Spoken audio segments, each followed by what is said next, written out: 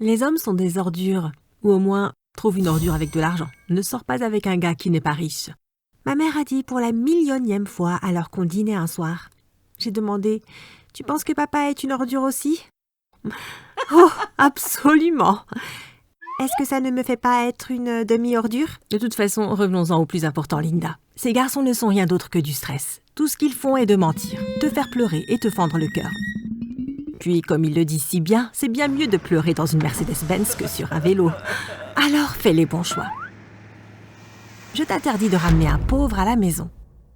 Je veux savoir combien gagnent leurs parents. Et aussi, s'ils ont déjà commencé leurs propres affaires.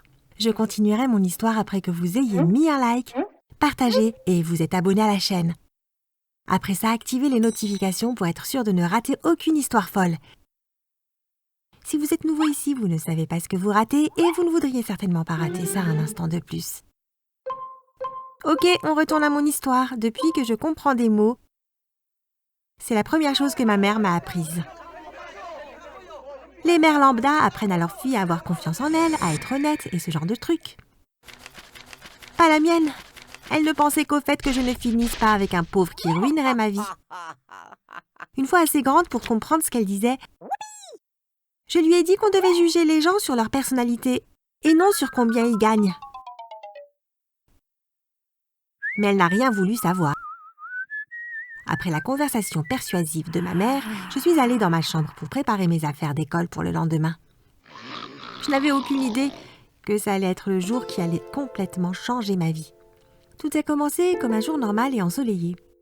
Je me suis assise à l'assemblée la plus ennuyeuse à laquelle j'ai pu assister pendant que le directeur de notre école ne cessait de dire à quel point il était important pour nous de respecter nos aînés. Après ça, mon premier cours a été l'art. J'étais assise devant ma grande toile en essayant de comprendre la pièce abstraite désordonnée que j'avais peinte quand j'ai senti quelqu'un à côté de moi. Je sais maintenant que ça a l'air bizarre de sentir quelqu'un avant de le voir. Mais l'autre colonne sentait si fort que je me demandais qui ça pouvait être. J'ai regardé à gauche, à droite, et puis derrière moi.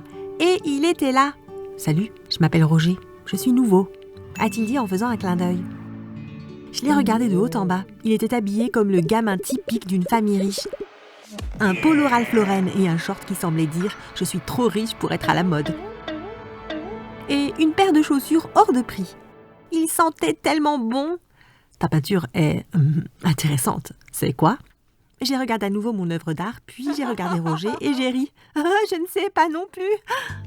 Il est resté avec moi pendant le cours d'art et on est allé manger ensemble cet après-midi-là. Je ne savais pas pourquoi il avait choisi de me suivre alors qu'il y avait plein de filles magnifiques dans ma classe. Alors pourquoi tu es venu ici? Mon père s'appelle William Green et c'est le PDG d'une énorme société d'investissement. Il a dû déménager ici car il ouvre une nouvelle succursale. Je ne voulais pas vraiment déménager, mais mon père m'a dit qu'on n'avait pas le choix. Ce soir-là, j'ai cherché William Green sur Google et la société d'investissement et j'ai découvert que son père n'était pas millionnaire, mais milliardaire. Donc ce gars avait toutes les qualités que ma mère demandait et elle allait être heureuse si je l'invitais à la maison. Je me suis dit, ne t'imagine pas des choses, tu ne sais même pas s'il t'aime. Tu le connais que depuis un jour, ça pourrait être un tueur en série. Ou pire, il pourrait être pauvre. Le lendemain, il m'attendait à l'entrée de l'école. « Salut Linda. Waouh, quel gentleman! Un garçon ne m'a jamais attendu devant l'école avant, me suis-je dit. Mais j'ai préféré ne dire que « Salut !» Il portait un autre ensemble cher. Et son sourire était plus étincelant que le soleil. On n'avait pas les mêmes cours ce matin-là. Il m'a alors demandé de le rejoindre pendant la pause déjeuner. Après, on s'est assis ensemble à la cafétéria pour manger de la pizza et boire du lait au chocolat. J'ai trouvé quelque chose pour te remercier de m'avoir accueilli ici. Ce n'est pas toujours facile de se faire des amis si rapidement et bon, j'aimerais que tu saches que je t'aime bien. Il m'a tendu un petit sac de chez Tiffany's. Je l'ai ouvert et c'était un magnifique bracelet qui coûtait au moins 10 000 $. Seigneur, Roger, c'est trop cher! Je ne peux pas accepter ça! C'est rien, t'inquiète. As-tu oublié que j'étais milliardaire? C'est pas toi, c'est ton père. Il est d'accord que tu dépenses son argent comme ça? Disons simplement que mon argent de poche de la semaine est pas mal. N'y pense pas trop. Accepte mon cadeau, s'il te plaît. Il a fait un grand sourire. J'étais perdue dans mes regards quelques secondes. Puis j'ai repris mes esprits et j'ai passé le bracelet autour de mon poignet. Il brillait tellement. Merci Roger, c'est très gentil. La semaine suivante, on a décidé de commencer à sortir ensemble. Je n'avais pas vraiment d'autres amis de toute façon, et lui non plus. Presque tous les jours, il me donnait de petits cadeaux, des bijoux, des parfums, des vêtements, des accessoires pour les cheveux et bien plus encore. Il a atteint un point où j'avais tellement de choses que ma mère a commencé à me poser des questions. « Est-ce que tu utilises ma carte de crédit sans ma permission ?» a-t-elle dit un soir. « Non maman, pourquoi tu demandes ça ? Où est-ce que tu trouves tous ces trucs chers ? Je sais que tu ne peux pas te permettre ça avec ton argent de poche. » Bon d'accord, il y a quelque chose que je ne t'ai pas dit. J'ai un petit ami maintenant, il s'appelle Roger. Il m'achète ces trucs. Oh super, il doit être riche alors. Il est riche, n'est-ce pas ? Je lui ai parlé de son père milliardaire et ses yeux se sont levés au ciel. Elle a crié « Parfait ! Quand est-ce que je vais le voir ? Invite-le demain soir pour dîner. » Le lendemain, j'ai dit à Roger avoir dit à ma mère que j'avais un petit ami et qu'elle voulait le rencontrer.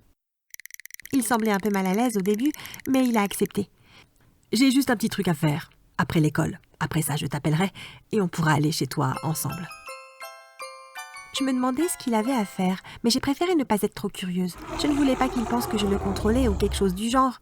La soirée s'est bien passée. Ma mère semblait beaucoup apprécier Roger. Elle lui a posé toutes sortes de questions et il semblait avoir les bonnes réponses à chaque fois. Il est très charmant et après qu'il soit parti, ma mère était rayonnante. Elle a commencé « Ses habits semblent vraiment coûter cher. » Et ils sont tellement bons. Enfin, si j'étais de ton âge. « Maman, arrête !» J'ai crié avant de rigoler. « Alors, t'es contente que je fasse de bons choix ?» Absolument. Son père est milliardaire. On dirait que je t'ai bien éduquée. Plusieurs mois sont passés et on a continué à faire grandir notre couple. J'ai appris presque tout à son sujet et à chaque fois que j'apprenais quelque chose de nouveau, je tombais de plus en plus amoureuse. Il n'y avait qu'un seul problème. Il ne m'a jamais invitée chez lui.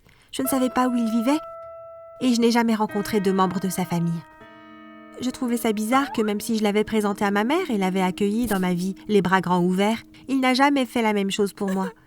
Était-il embarrassé de moi ou quelque chose du genre ? Je l'ai confronté un jour pendant notre pause déjeuner. « Pourquoi tu ne m'as toujours pas présenté à tes parents ?» Ils sont très occupés. La plupart du temps, je suis seule à la maison. C'est ennuyant d'être seule à la maison. Je suis sûre qu'ils sont là parfois. On sort ensemble depuis des mois et je n'ai jamais vu où tu vivais. Je ne savais pas que tu pensais à ça. Je commence à croire que tu as honte de moi. Il semblait abattu pendant un moment, puis il a dit « Ok, que penses-tu de ça ? Tu viens chez moi demain après les cours. Même si personne n'est chez moi, au moins tu sauras où j'habite. Je suis désolée de t'avoir fait penser ça. » Le lendemain, il était nerveux toute la journée. Après les cours, on aurait dit qu'il tremblait. « Tu as peur de quelque chose ? Écoute, on n'est pas obligé de le faire, si tu n'es pas prêt. » J'ai pas peur, j'ai juste un peu, froid. Allons-y, le chauffeur de mon père n'a pas pu venir aujourd'hui. On va devoir prendre le bus. Ça te va ? Bien sûr. On a pris 3 bus. Et puis, on a dû marcher une dizaine de minutes dans un endroit qui semblait habité que par des personnes riches. Il y avait de grands arbres et des maisons avec de grands jardins qui étaient largement séparés. « Nous y voilà, ma belle maison !» a-t-il dit, pas très sûr de lui. J'ai regardé la maison qui était immense et très moderne. On doit passer par la porte de derrière car j'ai oublié mes clés. On a l'habitude de garder la porte de derrière ouverte car il n'y a pas de délinquance par ici. Je l'ai suivi et on est entré par la cuisine qui faisait la moitié de la taille de ma maison. Waouh! Quelqu'un aime vraiment cuisiner ici, hein? Il a rigolé et m'a fait visiter la maison. Mes pieds me faisaient mal à la fin. Où est ta chambre? Tu ne m'as pas montré ta chambre. Oh, c'est à l'étage. Il m'a conduit dans une grande chambre à l'étage. On aurait presque dit une chambre d'hôtel. Il n'y avait pas de poster et rien ne semblait montrer vraiment ce qu'il aimait. Puis j'ai regardé au mur et j'ai vu une photo dans un cadre. C'était un couple d'âge moyen avec des jumeaux. Qui sont ces gens?